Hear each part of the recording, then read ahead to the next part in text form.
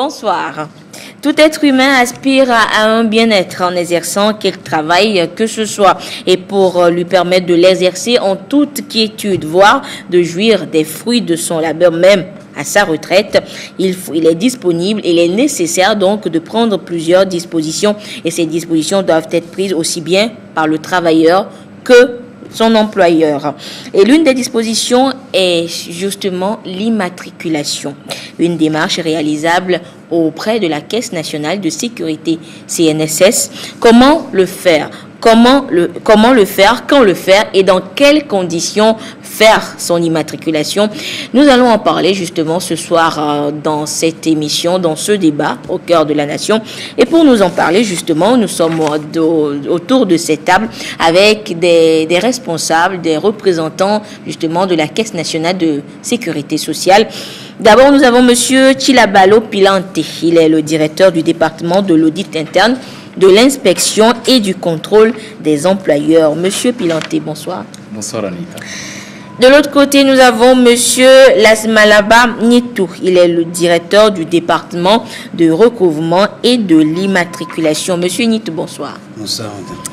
Et à ma gauche, nous avons le responsable de la division immatriculation et gestion des carrières en la personne de monsieur Minang Tianati. Monsieur Tianati, bonsoir. Bonsoir madame. L'immatriculation des employeurs et des travailleurs, justement, il en a été question durant la semaine du partenaire organisée par la Caisse nationale de sécurité sociale. Nous vous proposons de faire une sorte de bilan de cette semaine qui aura duré plusieurs jours à la Caisse nationale de sécurité sociale. Le point de cette semaine du partenaire et on revient sur ce plateau.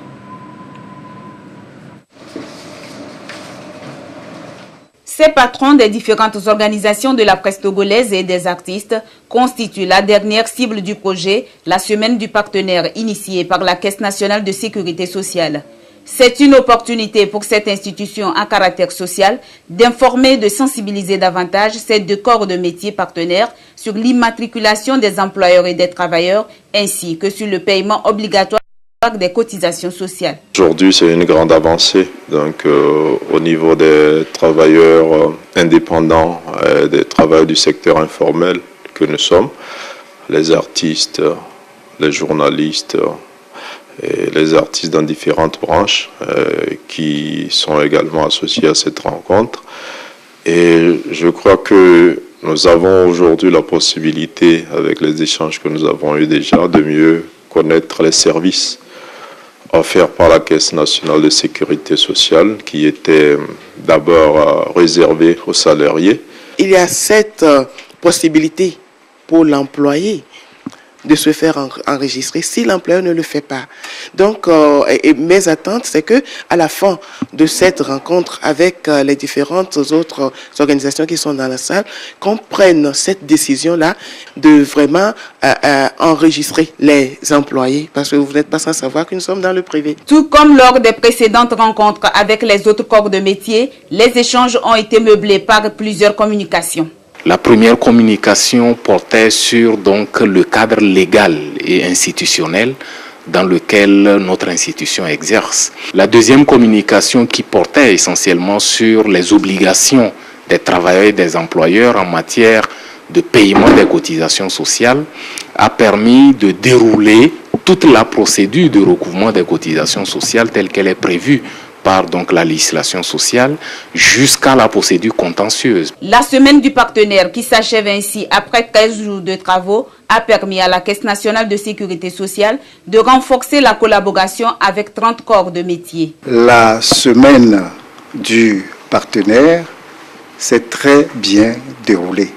Nous devons animer, faire en sorte que la communication soit fluide et que chacun des membres de ces corps de métier soient porteurs de notre mission, de nos objectifs, de notre finalité, pour qu'il y ait davantage d'affiliés à notre régime conformément à la loi. Comme innovation majeure dans cette démarche de la CNSS, la participation de l'association professionnelle des revendeuses de tissus, des religieux, de la Chambre régionale des métiers et des médias au débat de la semaine du partenaire.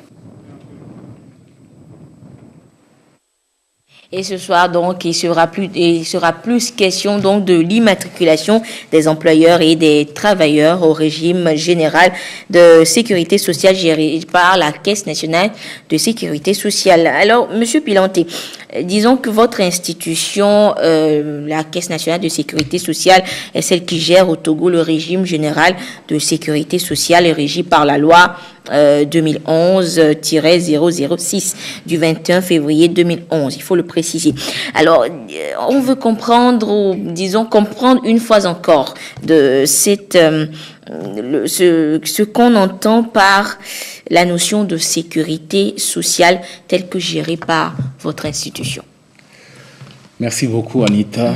Je voudrais d'abord, avant de revenir à votre question, vous renouveler la gratitude des premières autorités de notre institution pour la vitalité de notre coopération. Ça fait plusieurs fois que vous nous recevez déjà.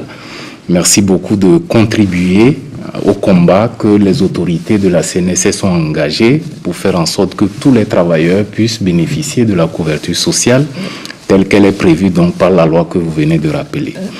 Alors, pour revenir à votre question, il faut dire qu'il est aussi, pour démarrer, fondamental, effectivement, de rappeler le contenu de la notion même de sécurité sociale. Bon, c'est pas évident, mais je dirais que c'est plus évident lorsque vous entendez parler de la sécurité routière, oui, de la sécurité alimentaire, de la sécurité civile et publique et de la sécurité sanitaire, par exemple. Oui. Alors, mais quand il s'agit de la sécurité sociale, c'est pas tout de suite évident. Alors, quand nous prenons la sécurité alimentaire, c'est l'ensemble des dispositions qui sont prises donc par l'État pour faire en sorte que l'on puisse maîtriser ce qu'on appelle la famine, par exemple. Alors, si nous prenons la sécurité routière, c'est également l'ensemble des dispositions qui sont prises pour faire en sorte que l'on soit protégé contre les accidents de route, ainsi de suite. Alors, pour mieux expliquer le contenu de la sécurité sociale, commençons par rappeler que notre vie quotidienne est émaillée ou jalonnée par un certain nombre d'événements que l'on peut appeler des risques.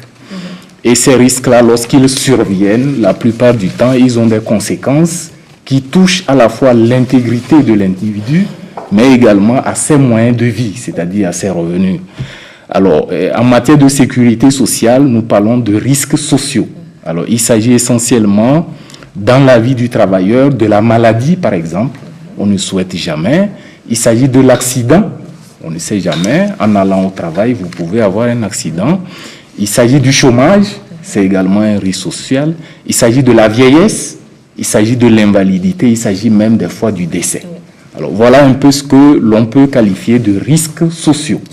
Donc, tout comme la sécurité routière qui comporte l'ensemble des dispositions prises pour donc maîtriser les risques d'accident, la sécurité sociale également est l'ensemble des dispositions qui sont prises par l'État pour faire en sorte d'apporter des garanties en couverture des risques que je viens de citer, les risques sociaux, la maladie, l'invalidité, le chômage, le décès, la famille, la maternité, ainsi de suite.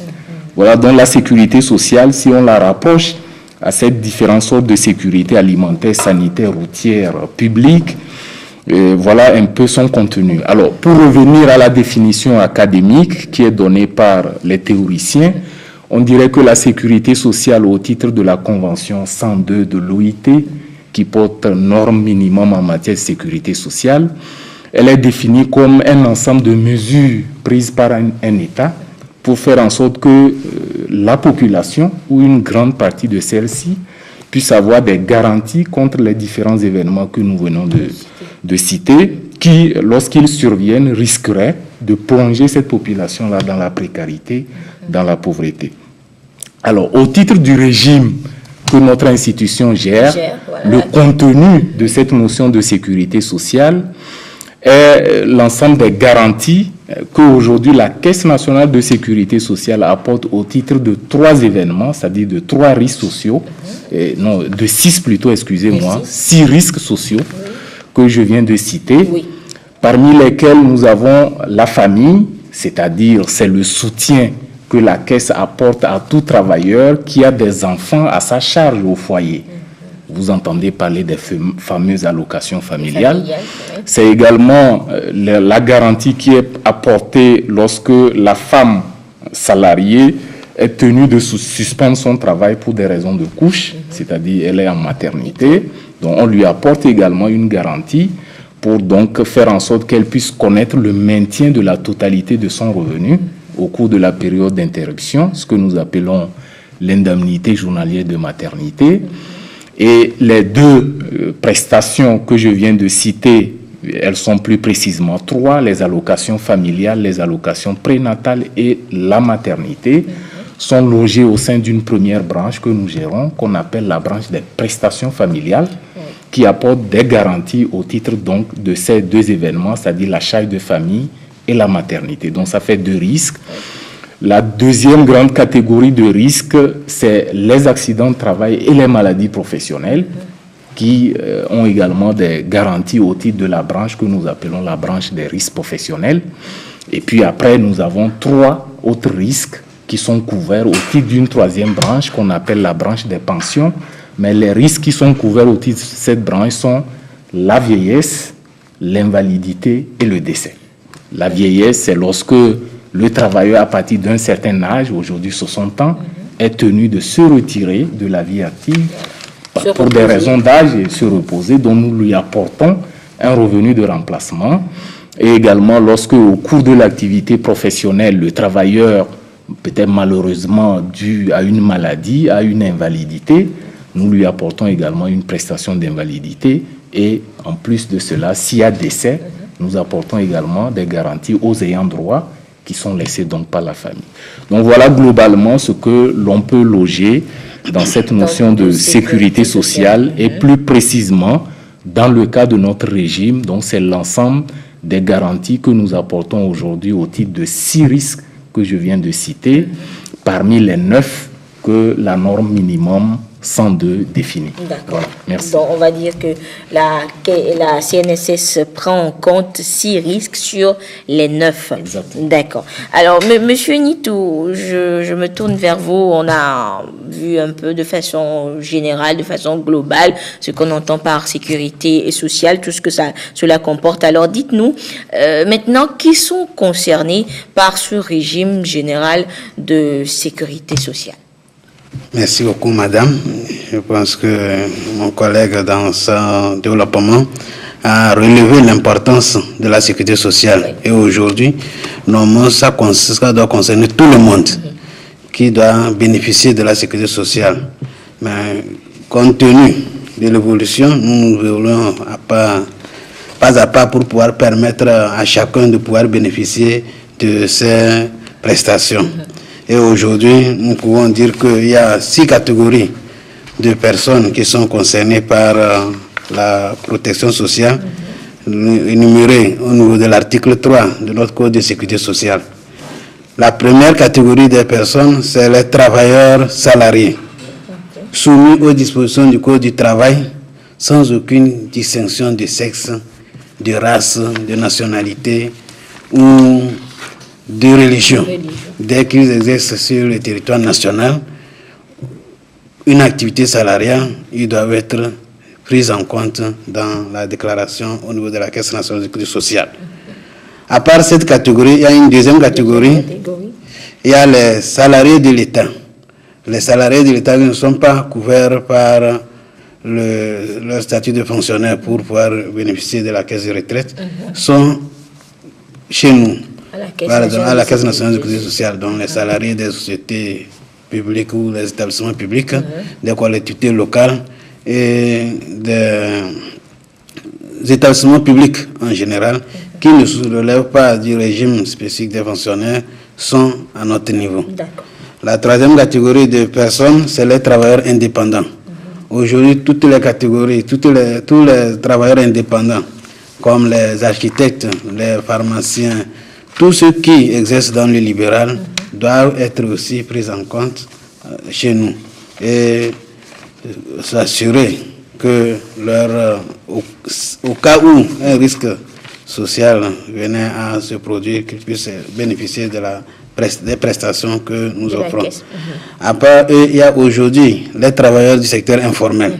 Ça aussi, c'est une innovation du Code de sécurité sociale de 2011 qui a fait que les travailleurs du secteur informel sont aussi pris en compte.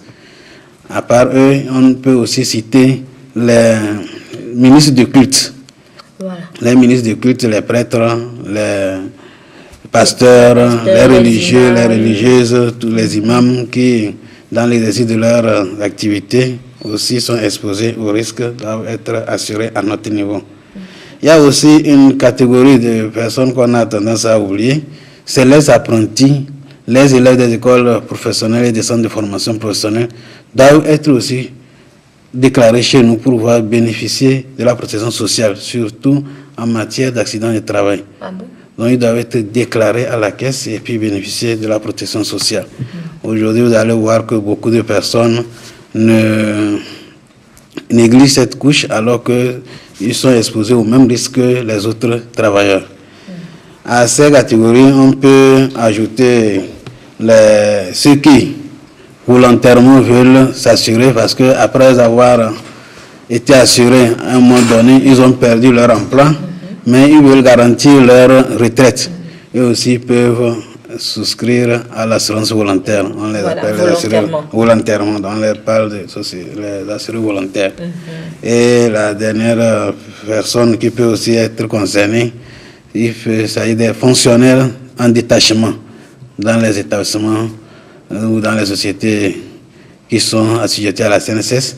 C'est fonctionnaires détachés qui ne bénéficient pas des accidents de travail, des prestations au titre des accidents de travail, sont aussi déclarés chez nous pour pouvoir être couverts par ces risques en matière d'accidents de travail ou de maladies professionnelles. Voilà en quelques lignes. Les quelques catégories de personnes concernées par ce régime de sécurité sociale. Monsieur Pilanté, tout à l'heure, Monsieur Nito parlait des apprentis. Bon, on se dit peut-être que pour l'immatriculation, ce sont les travailleurs, ce sont les personnes qui sont rémunérées. Alors un apprenti, c'est quelqu'un qui apprend un métier, on dit qu'il faille l'immatriculer. C'est quoi encore cette histoire? Oui, il a raison de dire que cette couche est négligée. Mais oui, parce qu'on se dit que bon, ils sont en train d'apprendre. Exactement. Le texte dit plus précisément les apprentis des écoles de formation professionnelle et tout ce que nous appelons les stagiaires. Mais il est très important de préciser que le législateur a voulu les protéger au titre des risques professionnels auxquels ils sont confrontés dans le cadre de leur apprentissage. C'est très important. Vous avez bien noté que c'est une couche qui n'a pas de revenus. Ça, c'est la règle de base. Mais on ne peut pas non plus ne pas les protéger au titre des risques auxquels ils sont confrontés. Donc le législateur dit on doit pouvoir les déclarer au titre de la branche des risques professionnels, accident de travail, maladie professionnelle, sur la base du SMIC. Donc, vous qui êtes un centre de formation professionnelle, lorsque vous recrutez ou lorsque vous avez des apprentis admis dans votre centre de formation professionnelle, malgré qu'il n'ait pas de revenus, vous devez les déclarer et cotiser sur la base de SMIC pour leur garantir cette couverture en cas d'accident de travail. Voilà un peu ce que le législateur a voulu et cela est fondamental parce que ça va de la protection de toute la population ou de tout le monde dans le cadre de l'exercice de son activité. D'accord. Donc, Monsieur Pilanté, il faut comprendre donc apprenti, c'est par rapport au centre de formation professionnelle. Alors, est-ce que ça sous-entend également les apprentis qu'on voit dans les centres de couture, coiffure et tout ça? Non, il s'agit des centres véritablement agréés, comme des centres de formation professionnelle, qui sont bien reconnus comme tels et qui reçoivent donc élèves, des apprentis dans le cadre donc de leur formation. D'accord, parce qu'il faut le préciser, je suis sûr que les patronnes d'ateliers vont commencer par avoir peur s'il faille déclarer ou immatriculer leurs apprentis. Alors, monsieur Tianati, je me tourne vers vous maintenant. Tout à l'heure, on a découvert un peu les différentes catégories de personnes prises en compte par le régime de sécurité sociale. Mais vu qu'on a commencé par expliquer le terme de sécurité sociale, il est de bon ton qu'on essaie de faire le distinguo entre la différence entre employeur et travailleur. Alors dites-nous, qui on appelle employeur? Qu'est-ce qu'on entend par employeur et qui on appelle travailleur? Merci madame. Vous avez bien raison de vouloir qu'on précise ces notions, parce que ces notions identifient notamment nos principaux partenaires, donc, que sont les employeurs et les travailleurs. Mais lorsqu'on parle d'employeur, au sens du Code de sécurité sociale, il s'agit de toute personne physique ou morale, publique ou privée, qui utilise ou qui occupe des travailleurs salariés. Donc qui emploie des travailleurs salariés. D'accord.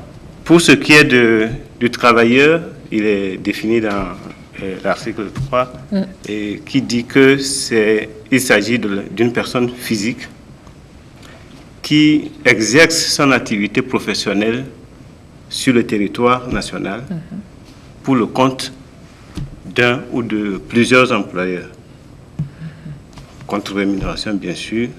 Peu importe la nature, la forme, la validité du contrat, et peu importe également le montant ou la nature de la rémunération qu'il perçoit.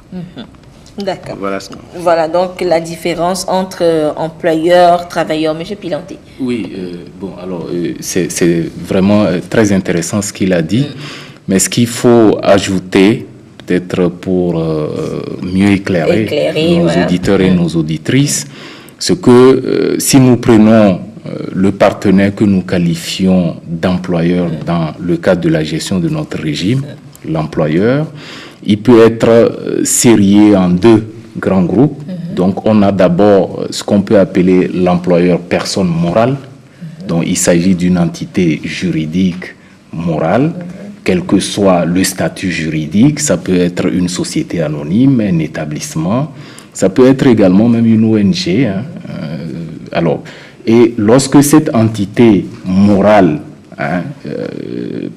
a les services d'une personne physique qui donc octroie son activité professionnelle et reçoit en retour une rémunération, tout de suite cette entité morale est qualifiée d'employeur dans le cadre de notre régime. Donc ça, c'est la première catégorie d'employeur personne morale. Donc, si on prend un exemple, on peut dire que la télévision togolaise est un employeur. Exactement. D'accord. Voilà. Et c'est un employeur personne morale. Personne morale. La deuxième catégorie, c'est les employeurs personnes physiques. Voilà. Personnes physiques. Vous et moi. Oui, bon. Mais dans cette catégorie, on peut loger fondamentalement ce qu'on peut appeler les employeurs indépendants, c'est-à-dire c'est les opérateurs économiques qui eux-mêmes ont leur affaire de façon libérale, c'est ce que le directeur du recouvrement disait tout à l'heure. Donc ils sont à la fois travailleurs indépendants et leur propre employeur. Voilà. Donc ça, c'est la deuxième catégorie. Et dans cette catégorie, il faut également inclure, c'est très important, tout particulier qui emploie une ou plusieurs personnes pour ses activités domestiques personnelles. C'est fondamental. C'est sûr que vous avez à la maison une femme de ménage, une aide, un chauffeur, un blanchisseur, ainsi de suite. Donc, vous devenez automatiquement un employeur. Et vous êtes tenu de pouvoir déclarer ces travailleurs-là qui sont avec vous. Donc, dans cette catégorie... on reviendra sur ce côté-là après. Dans cette catégorie d'employeurs personnes physiques, voilà un peu l'indépendant et toute personne physique qui a les services donc d'une autre personne physique dans le cadre peut-être de ses activités personnelles. Alors pour ce qui concerne employeurs, pour ce qui concerne les travailleurs, je crois que le directeur s'était largement étendu sur le contenu. Il faut dire d'abord qu'il y a ce qu'on appelle les travailleurs salariés, qui sont régis par le Code du travail, qui sont dans le cadre d'un contrat salarié. Il s'agit des travailleurs indépendants, qu'ils soient dans le secteur structuré que dans le secteur non structuré. C'est là où nous parlons de travailleurs indépendants comme les avocats, les architectes, les experts comptables. Mais dans le secteur non structuré, ce sont les travailleurs de l'économie informelle. Et à ces deux catégories, il faut ajouter les apprentis, les stagiaires, comme on l'a dit, et les assurés volontaires. Voilà un peu ce qu'on peut loger dans ces notions-là. Et c'est sur cette matière-là que notre régime apporte donc les différentes garanties. D'accord. Et M. Pilante, on reste avec vous justement. Et on a compris donc, disons, que l'immatriculation ou, disons, on va dire ça, l'immatriculation de ces deux partenaires ou entités, on va dire, le législateur il a fait de leur affiliation au régime général de sécurité sociale une obligation, c'est-à-dire que il n'y a pas à tergiverser, il n'y a pas 36 solutions, il faut nécessairement. Alors pourquoi cette obligation-là? Pourquoi on ne donne pas disons, c'est que ce soit facultatif, ou bien on donne la latitude à l'employeur ou au travailleur de s'immatriculer ou non? C'est une question aussi fondamentale à laquelle nous répondons toujours sur le terrain. Les gens disent, mais pourquoi le régime est obligatoire? Pourquoi on ne nous laisse pas la faculté? Mais je vais remonter plus haut par rapport à ce que j'avais dit quand je parlais de la sécurité sociale et je faisais le rapprochement avec la sécurité routière, la sécurité sanitaire alimentaire.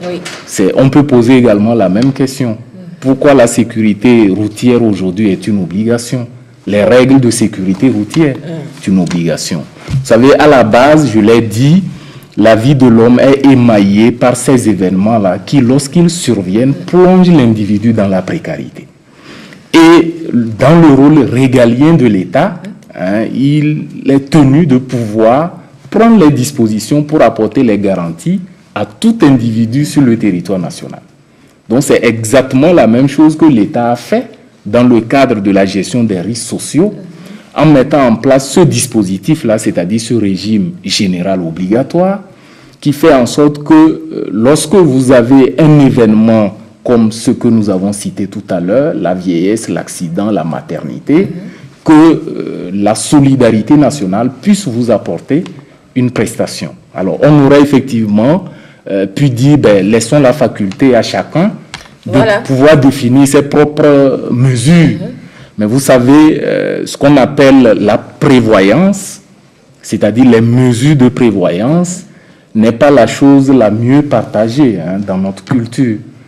Ce qui est sûr, si l'État laissait cette faculté, il y aura peu d'individus qui prendraient ces mesures et demain responsabilité reviendraient encore après à l'État. C'est-à-dire que quand les gens ne vont pas le faire et qu'ils vont tomber dans la précarité, ça reviendrait à l'État. Parce qu'effectivement, nous avons les deux systèmes. Si vous prenez le système américain, vous êtes dans la liberté, vous êtes dans l'individualisme et chacun est tenu de pouvoir prendre sa propre assurance pour pouvoir couvrir ses risques. Mais dans le système français que nous avons hérité, il y a un dispositif obligatoire qui contraint tout le monde à adhérer à ce régime qui apporte des garanties de base, quitte à ce qu'après, le volet complémentaire soit facultatif. Mais dans le système individualiste, les conséquences sont nombreuses. C'est ce que je disais, il y a beaucoup qui ne prennent pas ces dispositions et qui, après, face à ces événements, retombent dans la précarité et l'État est obligé de venir à leur concours. Donc, dans le cas de notre régime, on peut dire que l'État veut faire contre notre propre gré notre bien. Et il est obligé de le faire parce que ça y va de son rôle régalien et c'est d'ailleurs inscrit dans la Constitution. Parce qu'il ne faut pas simplement dire que c'est obligatoire, mais c'est un droit fondamental qui est inscrit aux articles 22 et 25 de la Déclaration universelle des droits de l'homme de 1848 et également aux articles 13 et 50 de la Constitution togolaise. Donc c'est des droits fondamentaux et l'État est obligé de prendre les dispositions pour assurer ces droits-là à tous les travailleurs qui exercent sur le territoire national. D'accord. Merci beaucoup, Monsieur Pilanté, pour, disons, toutes ces explications. Alors, Monsieur Tianati, on a vu donc c'est une obligation. Le législateur en a fait vraiment une loi importante et tout. Alors maintenant, dites-nous, à partir de quand l'employeur et le travailleur sont tenus de s'immatriculer à la caisse? Alors, si on prend par l'employeur, quand est-ce que l'employeur doit s'immatriculer à la Caisse nationale de sécurité sociale? Merci, madame. L'employeur doit s'immatriculer à la Caisse nationale de sécurité sociale en principe, dès qu'il ouvre son entreprise. Mais le code lui donne la latitude, donc un temps d'attente de 8 jours. Ah. Oui, c'est dans un délai de 8 jours qu'il peut le faire. Donc, au bout de 8 jours, après les 8 jours, il tombe sous le coup de la loi, en principe. Donc, quand quelqu'un ouvre son entreprise, quelqu'un crée son entreprise, ou bien où il acquiert une entreprise, ou bien il reprend une entreprise, il doit pouvoir l'immatriculer. Il a 8 jours. Il a 8 jours pour l'immatriculer. Il faut noter que, surtout en cas de reprise d'entreprise, même si l'entreprise qui est reprise était déjà immatriculée à la caisse, le repreneur a l'obligation de l'immatriculer. Puisque l'entreprise change de propriétaire, nous devons clôturer le compte du premier employeur pour ouvrir un nouveau compte pour le nouvel employeur. Donc, immatriculer, on va dire. Oui. Donc, pour nous, c'est une nouvelle entreprise. Voilà. D'accord. Ça, c'est pour l'employeur. Et pour le travailleur? Pour le travailleur, c'est l'employeur qui l'immatricule, en fait. L'obligation revient à l'employeur de l'immatriculer et c'est toujours dans les 8 jours, mais à partir de l'embauchage du travailleur. Donc, à partir de la date d'embauche du travailleur, l'employeur doit avoir 8 jours pour l'immatriculer à la Caisse nationale de sécurité sociale. Mais le code, la loi de 2011 a élargi en donnant aussi la possibilité au travailleur lui-même de s'immatriculer si un mois après, son employeur ne le fait pas. Donc, le travailleur lui-même peut s'adresser à la caisse pour son immatriculation. Bon. Quand cela n'est pas fait, l'inspecteur du travail, puisque les inspecteurs du travail, au cours de leur visite, vérifient également les conditions de travail et s'assurent qu'ils sont à jour. Voilà, s'ils sont à jour, si tous les travailleurs sont immatriculés. Donc, s'ils constatent qu'un travailleur ne l'est pas, il peut le faire immatriculer. Oui, sur ses provisions du travail peut le faire immatriculer à la caisse. Et puis, la caisse elle-même a un corps de contrôle. Donc, si ces contrôleurs, au cours de leur visite, découvrent des travailleurs qui ne sont pas immatriculés, ils ont la possibilité de faire ces diligences-là pour immatriculer le travailleur qui ne l'a pas été. Et il faut noter que, quel que soit le moment où le travailleur est découvert, son immatriculation prend effet à partir du jour de son embauche. Même si c'est 10 ans après, quand on le découvre, c'est à partir de la date de son embauche que l'immatriculation prend effet. Donc, on revient au départ, quoi. Au départ, oui. D'accord, ça c'est intéressant. Alors, oui, Monsieur Nitou, on a compris donc qu'il y a un certain délai et tout ça, mais est-ce que, comme on dit qu'après 8 jours, on tombe sous le coup de la loi, est-ce qu'il y a des pénalités? Est-ce qu'il faut payer on va dire quoi, des amendes lorsqu'on ne respecte pas ces dispositions-là?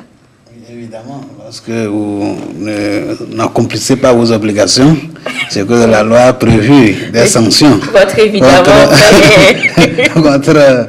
vous, parce que vous êtes en train de créer un préjudice contre ce salarié. Vous savez, dès le premier jour, le salarié peut faire un accident. Oui.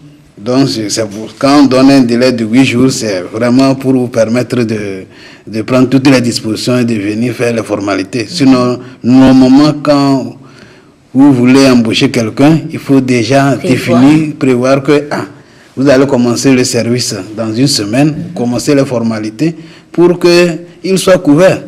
Et sinon, vous laissez, bon, vous avez le choix que 8 jours passent, vous n'avez pas payé, et vous n'avez pas déclaré les salariés, vous n'avez pas fait la formalité d'immatriculation.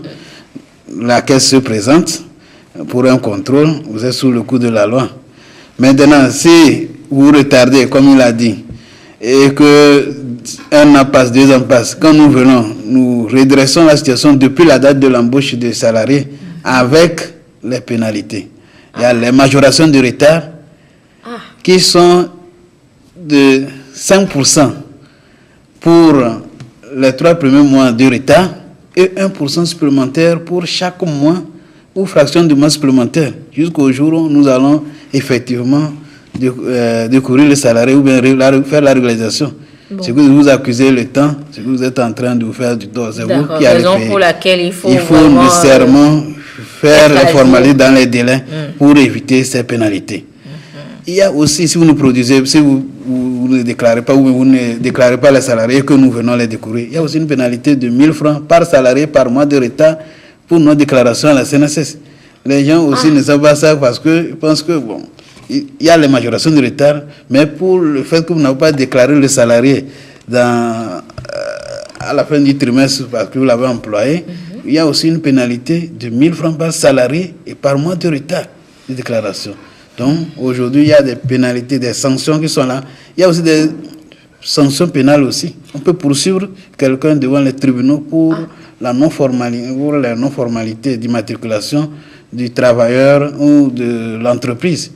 Donc aujourd'hui, comme on l'a dit, la loi elle est obligatoire, elle a ses principes et tout le monde doit faire tout pour rentrer en ordre et éviter ces pénalités. Ouais. Ça va de l'avantage, de l'intérêt de nous tous. Comme on l'a dit, la sécurité sociale est importante pour tout le monde. Ouais. C'est pour le bien-être de l'employeur et du travailleur. Ouais. C'est pour le bien-être de toute la nation. Si aujourd'hui nous faisons des malheureux dans la rue, ça ne vient que à la charge de tout le monde. Ça revient à la charge de la société. Si quelqu'un travaille jusqu'à la fin de sa carrière, il n'a pas été déclaré à la caisse, sa retraite n'est pas assurée, il devient une charge pour sa famille, pour la communauté. Donc c'est important que les gens puissent prendre toutes les dispositions pour venir faire ces formalités et surtout dans les délais. Voilà. Raison pour laquelle M. Pilante il a dit que c'est l'État, on va dire, l'État est quelque peu sévère, mais c'est pour notre bien. Exactement. Oui, M. Pilante. Oui, bon, sur les sanctions pénales, je lisais tout à l'heure derrière là. Voilà, si on peut employeur, tu t'exposes à des pénalités, à des poursuites judiciaires en ne déclarant pas tes travailleurs à la CNSS. Donc la loi est claire là-dessus.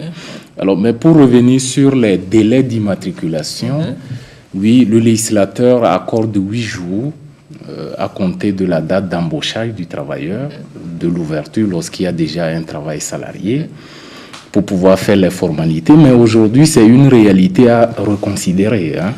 Disons, depuis l'opérationnalisation du centre de formalité des entreprises, il a été fait en sorte que, parce que vous savez, parmi les acteurs qui siègent à ce guichet unique, il y a la CNSS. Donc ça veut dire qu'aujourd'hui, pour nous, c'est dès la création de l'entreprise que nous mettons la main sur vous. Et déjà depuis le centre de formalité des entreprises, votre affaire ou votre entreprise est immatriculée. Donc c'est désormais en réalité sans délai. Voilà, donc, à la création, lorsque vous, le porteur de l'affaire, vous êtes seul, nous immatriculons l'entité et nous vous immatriculons comme travailleur indépendant. Quitte à ce que, après, si vous embauchez des gens, la loi vous donne 8 jours pour pouvoir venir les déclarer. Mais déjà à l'ouverture au centre de formalité des entreprises, si vous avez des travailleurs, ça veut dire que et l'entreprise et ses travailleurs sont déjà immatriculés depuis le centre de formalité des entreprises. Voilà un peu aujourd'hui la réalité. Voilà, donc c'est disons, en réalité sans délai. L'innovation. Exactement. Voilà. Alors, monsieur Tianati, je me tourne encore une fois vers vous. On a donc vu par rapport au délai d'immatriculation. Maintenant, dites-nous, à qui incombe la responsabilité de l'immatriculation? Entre l'employeur et le travailleur, on va dire, qui doit immatriculer qui? Merci, madame. Et là, le code est clair là-dessus.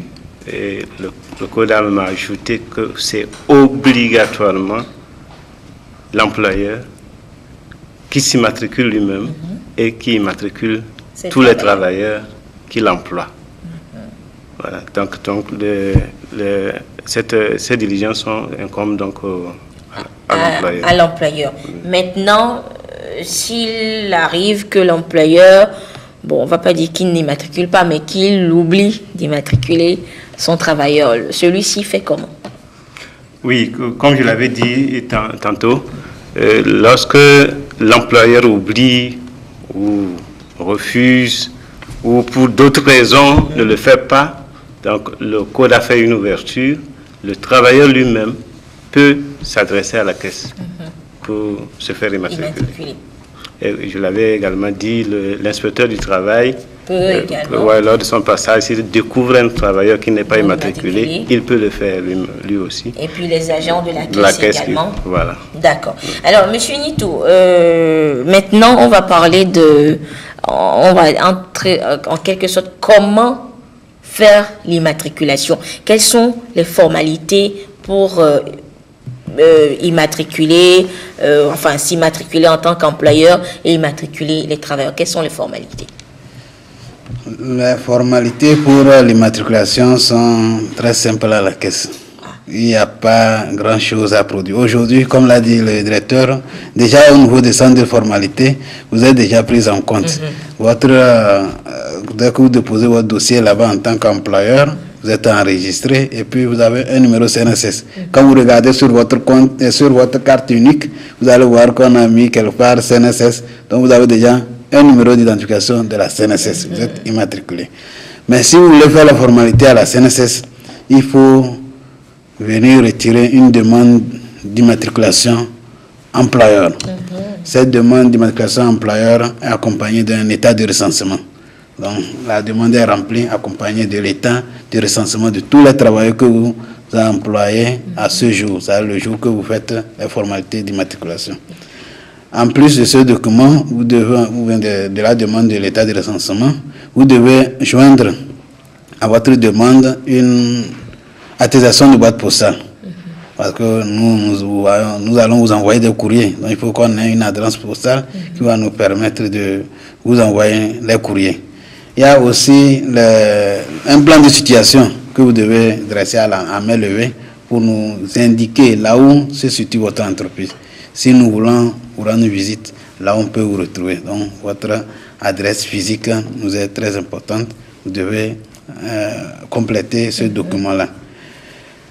Pour l'immatriculation d'un travailleur, il faut la demande d'immatriculation du travailleur plus la pièce d'identité, la photocopie de la pièce d'état civil, plutôt, la photocopie de la pièce d'état civil pour les nationaux, mais pour les étrangers, nous prenons les cartes d'identité ou les passeports que nous prenons pour pouvoir permettre leur immatriculation. Et il faut joindre aussi une photo d'identité.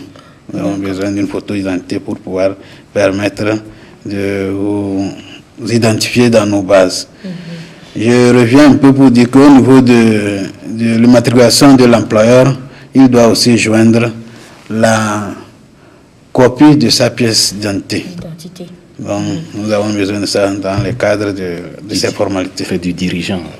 Du dirigeant, oui. Donc, M. Nitou, si je comprends, c'est-à-dire, lorsqu'un employeur, par exemple, veut immatriculer son travailleur, il vient avec le travailleur ou bien il amène la demande du travailleur avec sa pièce d'identité, on va dire, et la photo. Non, ils amènent les documents. Nous, on n'a pas besoin du travailleur. C'est lui qui l'a embauché. Se déplacer pour venir chez nous, c'est du temps perdu. Donc, son travailleur est occupé. Donc, seulement que les dispositions sont prises. Lui et le travailleur signent conjointement la demande d'immatriculation du travailleur. Voilà. Pour attester les informations qui sont remplies sur le document, surtout la date d'embauche.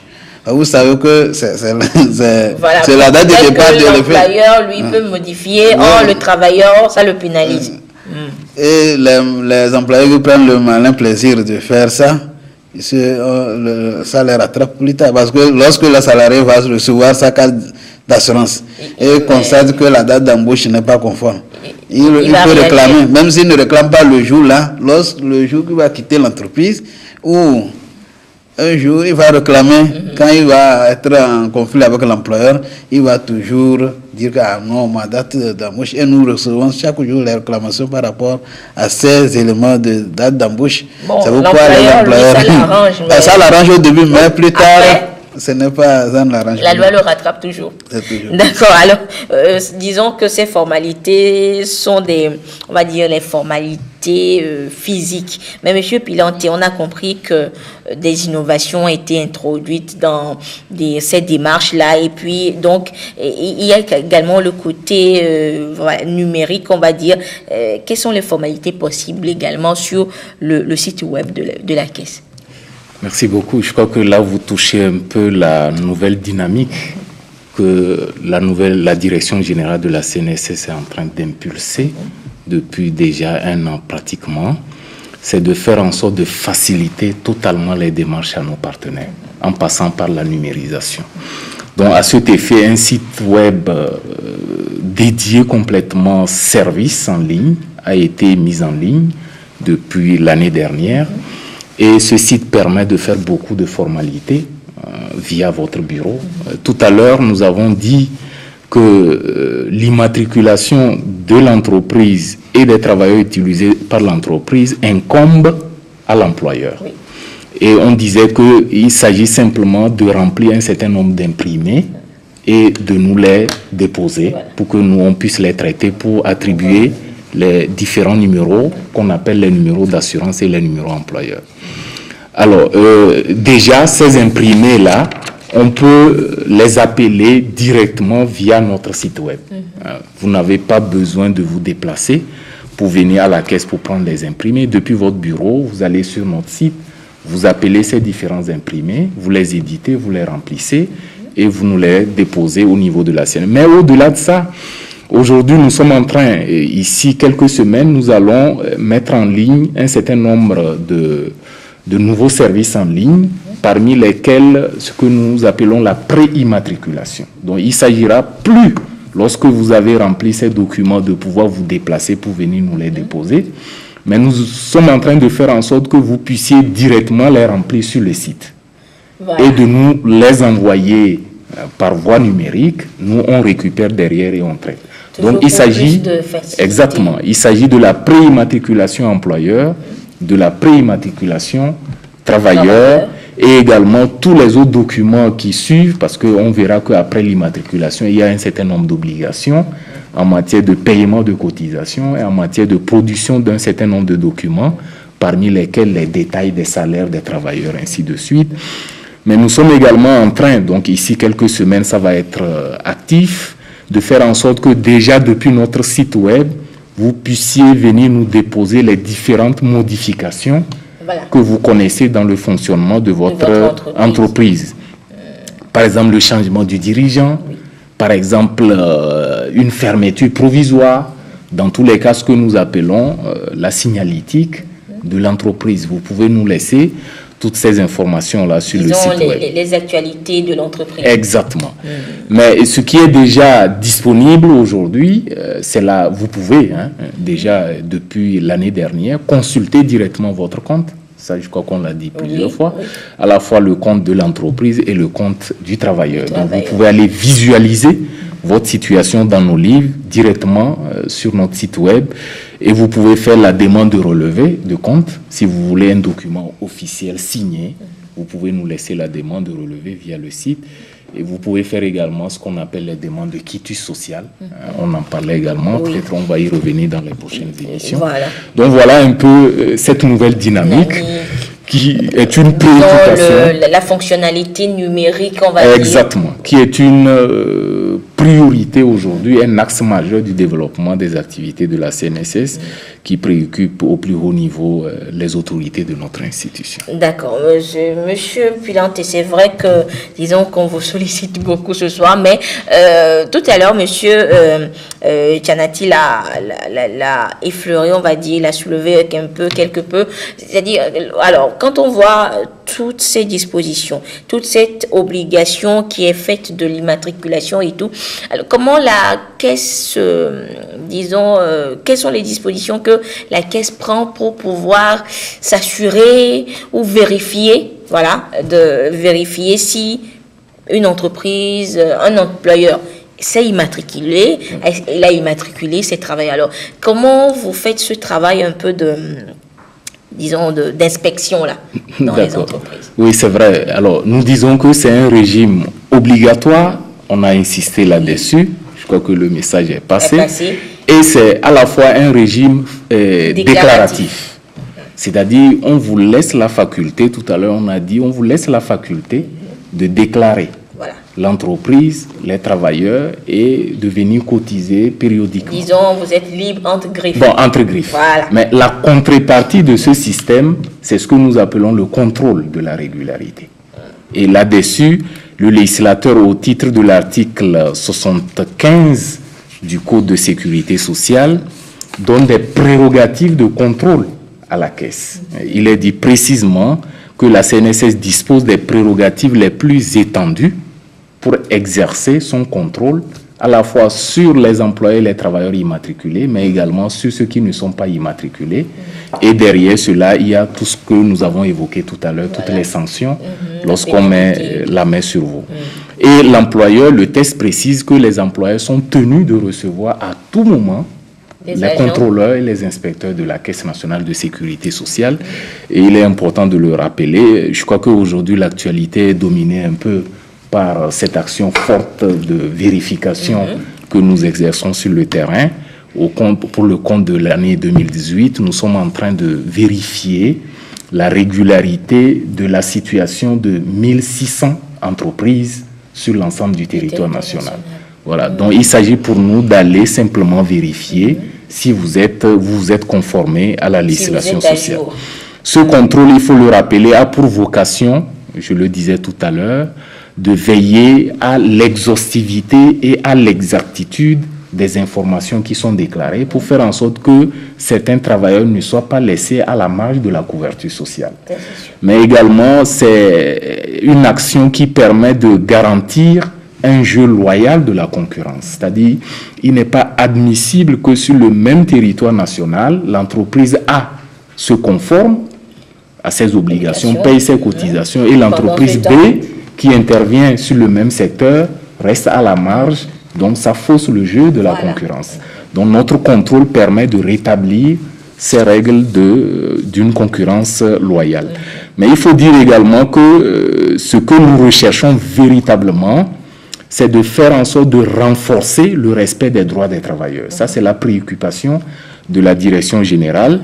Mais enfin, l'un des objectifs majeurs de cette action de contrôle, c'est de pouvoir également apporter des conseils et un appui technique dans la compréhension de la législation sociale aux employeurs. Voilà. C'est aussi une action pédagogique. Voilà, une sorte de sensibilisation. Exactement. Bon, parce que le code de sécurité sociale, c'est pas évident que tout le monde puisse le comprendre lorsqu'on n'est pas dans le secteur. Donc, c'est un moment privilégié pour nos contrôleurs qui sont rompus en la matière de pouvoir vous apporter l'appui technique pour pouvoir mieux appliquer donc les dispositions du Code de sécurité sociale. Donc, pour résumer, la contrepartie de ce système, entre guillemets, libre.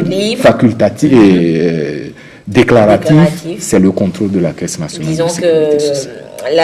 La Caisse, disons, respecte cette loi de la confiance, n'exclut pas le contrôle. D'accord. Alors, monsieur Initou, l'immatriculation de l'employeur et du travailleur à la Caisse sous-entend également, ou bien ouvre la voie, ou bien ouvre des obligations de cotisation sociale. Alors, on va faire peut-être un travail un peu de mathématiques, on va dire, et tout, on va connaître un peu le taux de ces cotisations-là. Quel est le taux de cotisation sociale pour l'employeur et le travailleur? Oui.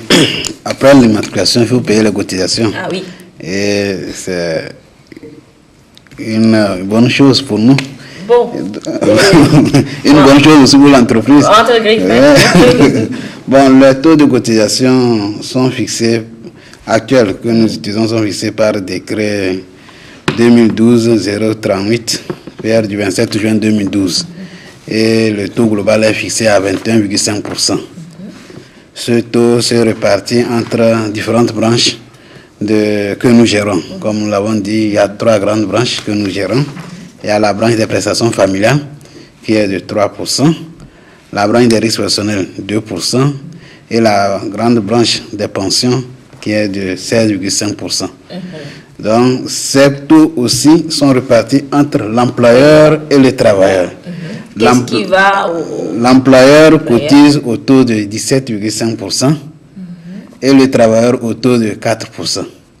Il faut noter que ce que l'employeur cotise, c'est lui qui prend en charge totalement les cotisations au titre de la branche des prestations familiales, les cotisations au titre des cotisations au titre des branches des risques professionnels, et puis au niveau de la branche des pensions, il y a une partie. Et le travailleur complète par 4% de sa part. Donc le travailleur, lui, prend en compte seulement sa pension. Ça pour sa pension. Donc le travailleur contribue uniquement pour la branche des pensions. Donc, les autres branches, c'est son employeur qui cotise pour son compte. D'accord. À part, ça c'est pour les travailleurs salariés. Il y a les travailleurs indépendants. Eux aussi cotisent au taux comme les salariés, comme on a dit ici qu'ils sont leurs propres employeurs. Donc, ils cotisent pour l'ensemble des branches au taux de 21,5%. Donc, ils supportent en totalité les 21,5%. Les travailleurs de l'économie informelle, eux, ils cotisent au taux de 19,5%. Eux ne cotisent pas au titre de la branche des risques professionnels. Eux, ils ne cotisent pas pour cette branche. Nous avons parlé aussi des apprentis. Les apprentis, les stagiaires professionnels. Eux, on a dit qu'ils sont couverts par la branche des risques professionnels. Donc, ils ne cotisent que pour 2%. Donc, leur employé ne cotise que pour 2%. Et il y a aussi aujourd'hui une catégorie de stagiaires, ANPE ou provenantes que les employeurs sollicitent. Eux aussi, leur taux de cotisation, c'est 2%. Nous avons parlé aussi des fonctionnaires détachés qui sont détachés dans les entreprises. Eux aussi, c'est au taux de risque professionnel, c'est 2% seulement. Maintenant, ceux qui veulent cotiser volontairement pour assurer leur retraite, eux cotisent 16,5%. Parce que c'est le taux de cotisation de la branche des pensions. Donc, étant donné qu'ils veulent garantir leur retraite, ils se sont mis volontairement à cotiser. Donc, ils cotisent au taux de 16,5%. Et M. Nitou, et pour le cas des prêtres, des pasteurs, les ministres de culte? Ils cotisent au taux total, c'est-à-dire en totalité, les 21,5%. Ah bon? Ils travaillent comme tous les autres, ils contribuent. Oui, mais bon, ils prennent en compte notre spiritualité. Normalement, M. Pilanté, il fallait essayer de... Non, il faut les protéger. Oui, il faut les protéger, mais bon, en revoyant un peu, quoi. Bon, c'est juste une proposition. Alors, monsieur Nitou, alors, maintenant, on a vu un peu le taux, et puis, disons, ce qui revient ce qui revient à chaque catégorie de personnes. Alors maintenant, quelle est la périodicité de ce paiement-là? Aujourd'hui, tout le monde paie ses cotisations mensuellement. À la fin de chaque mois, chacun est appelé à venir payer ses cotisations. Donc, pour les permettre vraiment de se préparer, on les donne 15 jours. Donc après le mois, vous avez les 15 premiers jours du mois suivant pour venir payer vos cotisations. Bon, si vous ne le faites pas, nous sommes toujours là pour vous accompagner. Voilà. Donc on ne peut pas ne pas vous donner un délai. Mais ce n'est pas dit que souvent les gens font cette confusion. Ils attendent le dernier jour pour venir payer. Les cotisations sont payables après les salaires. Donc, si vous payez les salaires le premier, ou même avant le premier, venez payer dans les cotisations, vous êtes dégagé. Ils attendent le dernier jour, ils viennent, peut-être qu'ils sont venus il y a quelques soucis, ils n'ont pas pu être servis. Le lendemain, ils tombent sous le coup de la loi. De la pénalité. Donc c'est pour ça, aujourd'hui, on les demande de faire tout pour venir payer à la fin du mois et jusqu'au 15. Donc, s'ils ne viennent pas, bon là, ils auront choisi, allons engager. Voilà, ils auront choisi d'être punis, on va dire. Bon, là, nous engageons des procédures conformément à la loi pour pouvoir rentrer dans les sous. D'accord. Merci beaucoup, Monsieur Nitou. Disons qu'on a redécouvert un peu, disons, l'une des missions, l'une des activités à la Caisse nationale de sécurité sociale, et puis non des moindres, sur l'immatriculation des employeurs et des travailleurs au régime général de la sécurité sociale, géré donc par la Caisse nationale de sécurité sociale. Alors, mais avant de vous laisser repartir, chers invités, c'est sûr que vous avez peut-être des mots, des appels à lancer, surtout aux travailleurs qui devront se conformer disons, à toutes ces règles, on va dire. Alors, Monsieur Tchanati, je commence par vous. Alors, votre mot de fin à l'endroit des travailleurs, salariés, indépendants, ministres de culte et même les employeurs. Alors, un dernier mot à l'endroit de toutes ces personnes. Merci, madame. Et comme dernier mot, moi, je vais juste lancer un appel à leur endroit. D'abord, les inviter à s'informer par rapport à leurs droits au niveau de la Caisse et faire les diligences nécessaires pour leur assurance, parce que les risques sociaux que la Caisse garantit peuvent survenir dans la vie de tout le monde. Donc personne n'est épargné. Donc c'est vrai qu'il arrive que des gens considèrent leur position et leur fortune à un temps donné et se disent « je suis garanti », mais on sait de quoi elle fait demain. Voilà, on sait de quoi elle fait demain. C'est peut-être le Créateur qui le sait. Donc, l'homme doit toujours faire un effort pour prévenir. Voilà, être prévoyant. Merci. Merci beaucoup, Monsieur Tchanati. Je rappelle donc, Monsieur Tchanati, vous êtes responsable de la division immatriculation et gestion des carrières à la CNSS. Alors, Monsieur Nitou, un dernier mot. Comme dernier mot, j'exhorte les employeurs et les travailleurs à remplir leurs obligations. C'est très important. Nous avons, tout au long de cette émission, relevé l'importance qu'a la sécurité sociale. Et c'est un outil important d'équité et de justice sociale. Et tout le monde est appelé à pouvoir faire tout pour pouvoir répondre favorablement. Une loi, c'est pour nous tous. Et la sécurité sociale, là où nous sommes, il faut que les gens s'informent beaucoup. Parce que les gens, ils écoutent trop les échos dans la rue. Il paraît que... Et ils ne s'informent pas. Tous nos services sont gratuits. Et nous sommes ouverts à tout le monde, sans exception. Vous êtes travailleur, vous pouvez passer à la caisse, vous informer, vous renseigner sur vos obligations et vos droits. Vous êtes travailleur ou employeur, vous êtes appelé à connaître vos obligations, à connaître vos droits, à connaître ce que vous devez faire quand un risque survient. Donc c'est important que tout le monde puisse s'y mettre. Que tout le monde aille à l'information pour le bien-être de nous tous. D'accord. Donc nous sommes là. Merci beaucoup, Monsieur Nitou, directeur du département du recouvrement et de l'immatriculation à la Caisse nationale de sécurité sociale. Monsieur Pilante, un dernier mot. Mais avant de votre mot, on a parlé tout à l'heure du site web, mais on ne l'a pas donné, le site web de la Caisse. Justement, j'allais en venir dans mon mot de fin. Ils ont raison parfaitement d'insister sur l'information. Déjà au niveau de notre institution, l'engagement a été pris, et c'est d'ailleurs dans ce cadre que nous animons ces différentes émissions. L'engagement a été pris de faire en sorte de renforcer la communication et la formation des partenaires sociaux. Et dans ce cadre, ils l'ont dit, nous appelons tous les acteurs à commencer d'abord par s'informer sur leurs droits.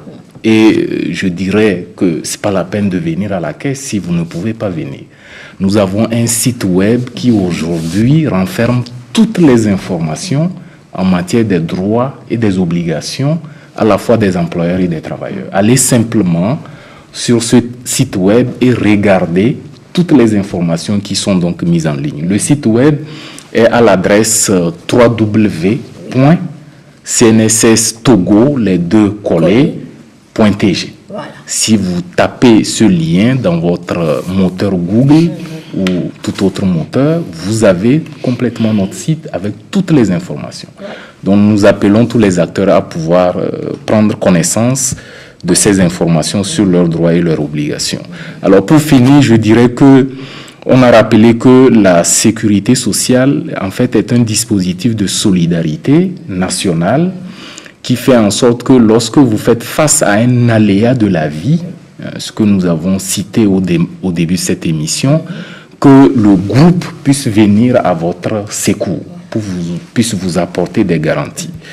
Donc, il n'y a rien de mieux que ça. Vous savez, seul on n'est jamais fort. Mais quand on est ensemble... Qui fait la force. Exactement. Alors, pour ceux qui hésitaient encore, parce qu'effectivement, depuis longtemps, il y avait des travailleurs qui hésitaient, qui allaient même jusqu'à négocier avec leur employeur pour dire, ben moi, j'ai pas besoin de sécurité sociale. Je préfère d'ailleurs que tu me verses aujourd'hui. Quelque chose et puis... Voilà, et puis on... Je vais me débrouiller. Oh, voilà, exactement. Alors, ceux qui étaient dans cette dynamique, je dirais simplement qu'ils ont encore tort aujourd'hui de pouvoir rester dans cette démarche.